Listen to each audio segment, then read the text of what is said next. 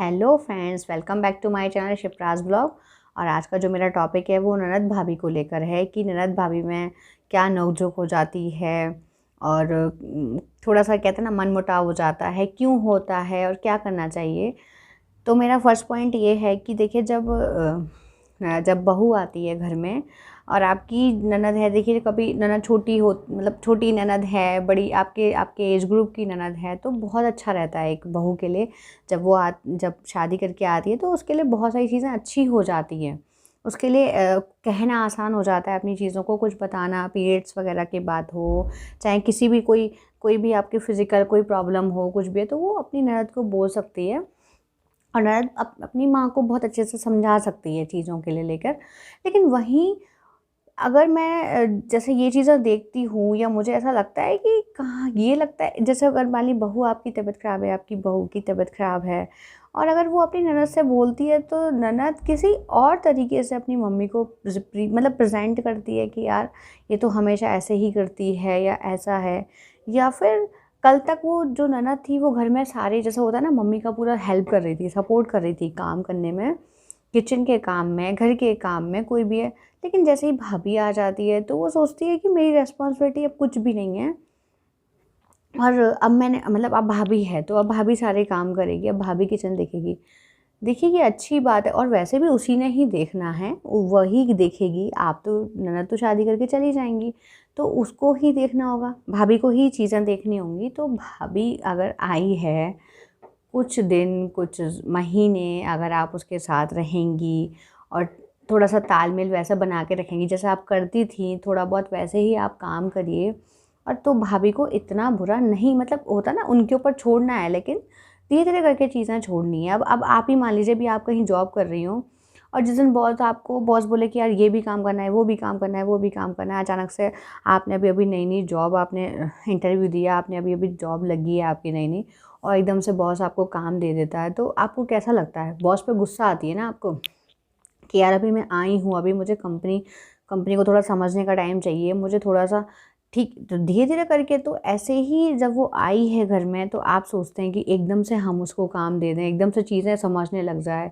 नहीं होता ऐसा, आपको समझाना पड़ेगा। मतलब क्या होता है ना, थोड़ा सा पहले टाइम आपको देना पड़ेगा, फिर वो फिर वो जब चीज़ें समझ जाएगी तो फिर वो तो उसने फिर वैसे ही करना है, फिर आपको बोलने की ज़रूरत भी नहीं पड़ेगी।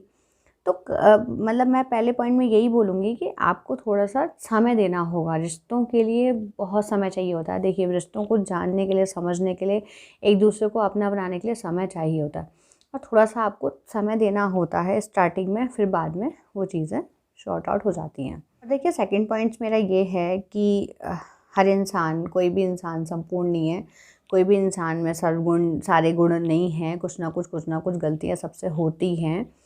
तो अगर आप जैसे ननद है, भाभी है और भाभी की कुछ कमियां हैं, जैसे होता है ना किचन में, ये तो थोड़ा सा मैंने ये चीज़ नोट करी है कि ननद थोड़ा सा कि यार ये ऐसे क्यों कर रही है या ऐसे क्यों कर रही है, ऐसे करना चाहिए हर चीज़ में, मतलब और उस चीज़ को गलत तरह से मतलब अपनी मम्मी को बताना, या मम्मी ये ऐसे कर रही है, देखो ऐसे हम तो कल तक ऐसे रहते थे, हम तो ये। तो उसी चीज़ को आप वैसे मत बोलिए, आप डायरेक्ट भाभी से बात कीजिए इस बारे में। आप डायरेक्ट अपनी मम्मी से बोलिए कि भाभी से बोलो ऐसा नहीं करे, या आप उसको सामने बोलो।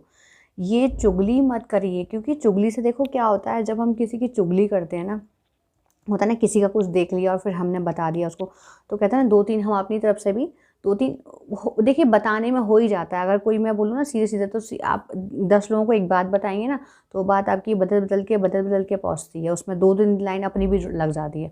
और जब हम चुगली करते हैं ना किसी की, तो उसका गलत इंप्रेशन पड़ता है। गलत इंप्रेशन उस इंसान का भी पड़ता है और हमारा भी पड़ता है कहीं न कहीं। लेकिन हमको ये चीज़ें समझ नहीं आती है कि हम अगर कर रहे हैं उस इंसान की चुगली, तो हमारे हम अगला बंदा भी जो है, जो सुन रहा है, वो क्या सोच रहा होगा हमारे बारे में।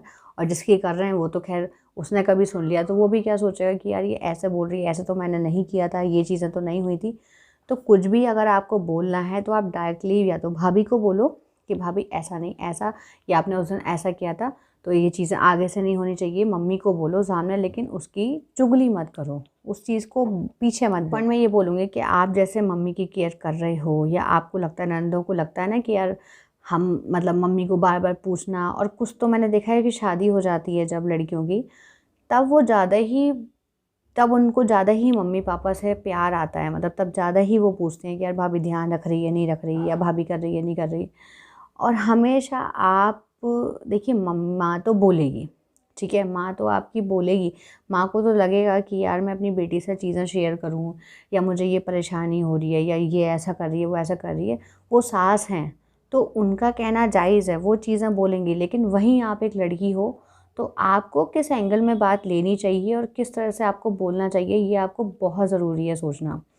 क्योंकि देखिए, वो उनका घर है, उनका मैटर है। आपका जो घर है वो आपका मैटर है। आप आपके घर में क्या कर रहे हो क्या नहीं कर रहे हो वो आपका मैटर है। आपकी भाभी उस घर में क्या कर रही है वो उसका मैटर है।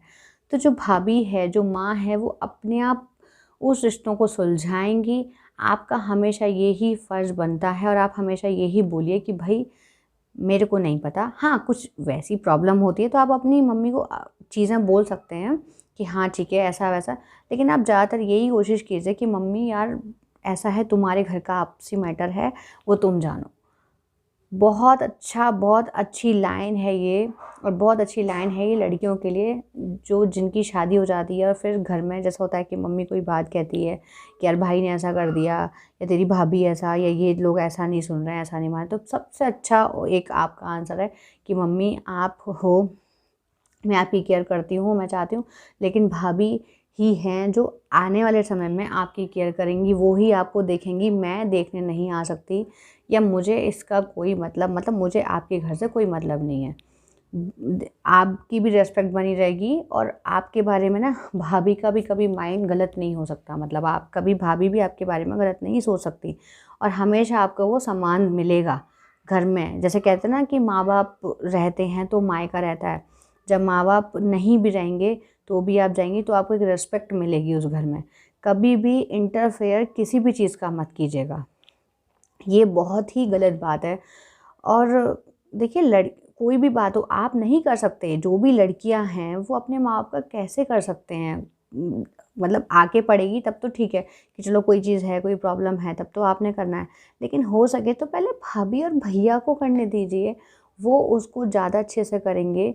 वो अपनी मम्मी का ध्यान या सास का ध्यान ज़्यादा अच्छे से रखेंगी आपके आपके मुकाबले। आप अपनी सास का ध्यान अच्छे से रखिए, और उनको आपकी मम्मी के लिए अब उसकी बहू ध्यान अच्छे से रखेगी। ऐसा सोचिए कि मुझे अपनी सास की सेवा करनी है और मुझे अपने सास के बारे में सोचना है, और जो मेरी भाभी है वो उसकी अपनी सास के बारे में सोचेगी, है ना।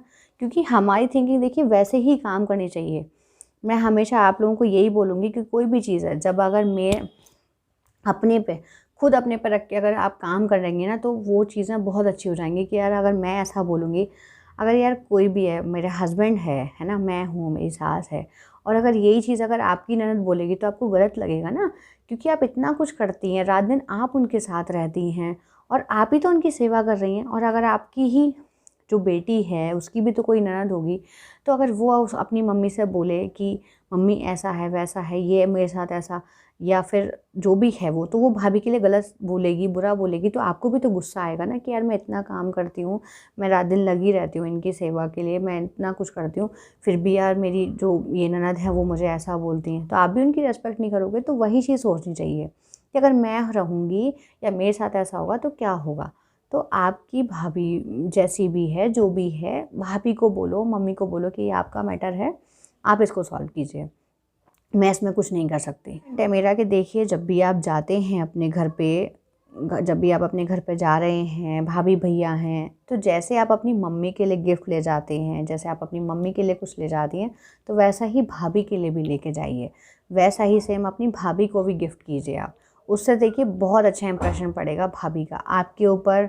और भाभी भी मतलब कहीं ना कहीं कि देखो आप ये अपनी मम्मी के लिए लाएँ, क्योंकि देखो मम्मी एक एक मतलब होता है ना, मम्मी पहले वेलकम करती है, मम्मी पहले दामाद का, आपका, बेटी का बहुत अच्छे से, वो चाहती है कि बहुत अच्छे से जितने भी दिन आप रहें बहुत अच्छे से रहें, खाएं पिएं अच्छे से, मतलब, और फिर उसके बाद विदा करना, अच्छे से जाओ, मतलब। तो वही चीज़ है। तो भाभी भी आपको बढ़ चढ़ के वैसा ही करेगी, मतलब भाभी भी कहीं भी उस अपने मन में ये नहीं बोलेगी कि मुझे इनका करना नहीं है, या मुझे, मतलब मन से करेगी वो आपके साथ।